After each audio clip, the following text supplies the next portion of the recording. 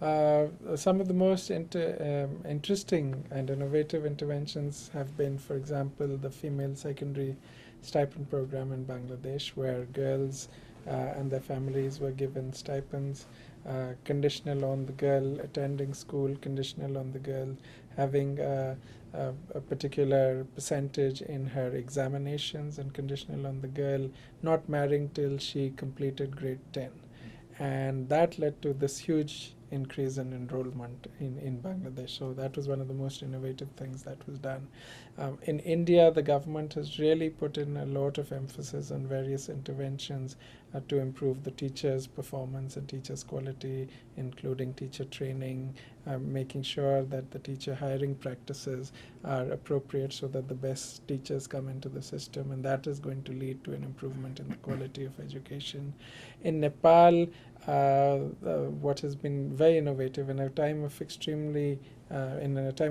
crisis, when the country was kind of going through a civil war, what was done was a lot of the devolution of authority of the management of schools was given to the school management committees. So basically, a combination of parents and teachers from the community were actually put in charge of management of the schools. And at a time when the country was going through a significant crisis, we saw enrollments basically shooting up because the communities are still very interested in making sure that their children get education and get good quality education. So this was another very innovative intervention that was taking place. In Pakistan, what has been done in several of the provinces is that they've completely revamped the system for teacher hiring, so that the hiring process of teachers become much more decentralized, much more transparent, much more accountable, and that is leading to a significant improvement in the quality of teachers coming into the system. So almost all our countries have tried things which seem to be having an impact on the ground, both in terms of getting more children into school, but also in terms of getting them the right inputs and the right facilities so that they can actually learn in school. And so these are some of the things that the bank has also been supporting over the past few years, based on international good practice, and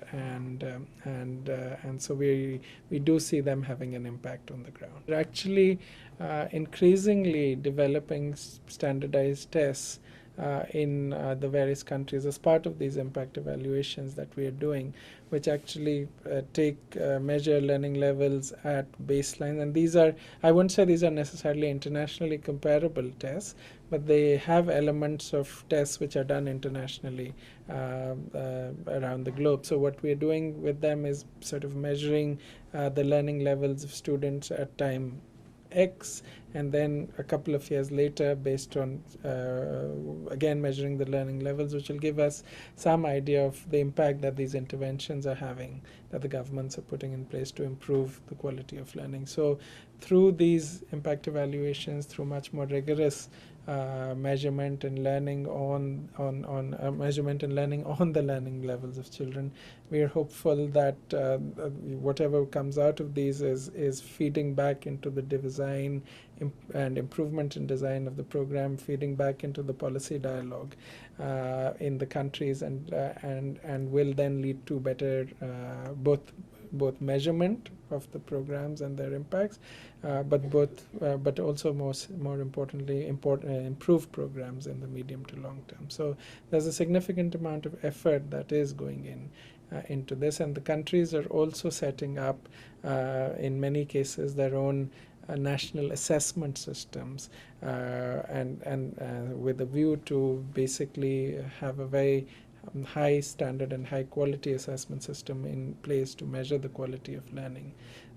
in schools.